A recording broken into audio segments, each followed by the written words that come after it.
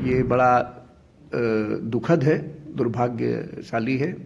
ऐसा नहीं करना चाहिए था कि जो पत्रावली पे जो साक्ष्य होता है उन्हीं के आधार पे दिया जाता है, वहाँ पे न्यायालय का कोई दोष नहीं है। उसके सास या ससुर या उसके जो साले लगते थे उन लोगों ने कोई अगर प्रताड़ना उसको दिया होगा कि सुलह कर लो, को इस बात को कहना चाहिए था, हम लोगों को बताना चाहिए था। ऐसा कुछ लग नहीं रहा था कि कोई बहुत ज़्यादा सुसाइड कर लेने वाली चीज़ हम लोगों को नहीं समझ में आ रही थी। मैट्रिमोनियल डिस्प्यूट का मामला जौनपुर जिले में चल रहा था और उसमें भरण पोषण का जो मुकदमा था उसमें जो बच्चा व्योम था उसके लिए कोर्ट ने जो सबूत और जो दोनों पक्षों की तरफ से जो भी अपनी बात कही गई थी उनको देखते हुए एक आदेश पारित किया था और वह 40,000 रुपये प्रति माह बच्चे के लिए किया था।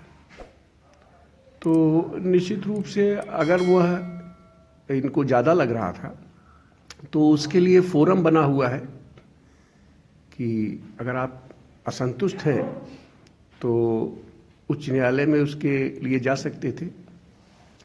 और इस मामले में हमारे जो जूनियर अवधेश तिवारी जी हैं वह ज़्यादातर इस मामले को देखते रहे, तो उन्होंने बताया कि 40,000 रुपया जो प्रतिमाह किया गया था वह ज़्यादा लग रहा था उसको, और हालांकि अभी वह मेंटेनेंस का पैसा दिया भी नहीं गया था।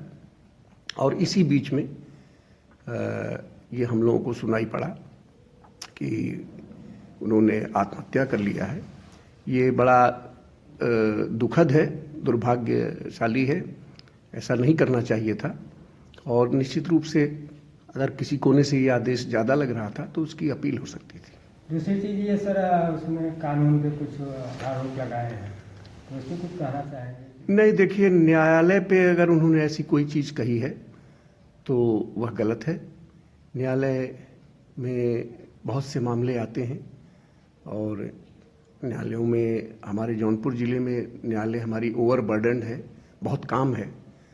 और न्यायालय मैं व्यक्तिगत रूप से जानता हूँ कि जो पत्रावली पे जो साक्ष्य होता है उन्हीं के आधार पे दिया जाता है, वहाँ पे न्यायालय का कोई दोष नहीं है।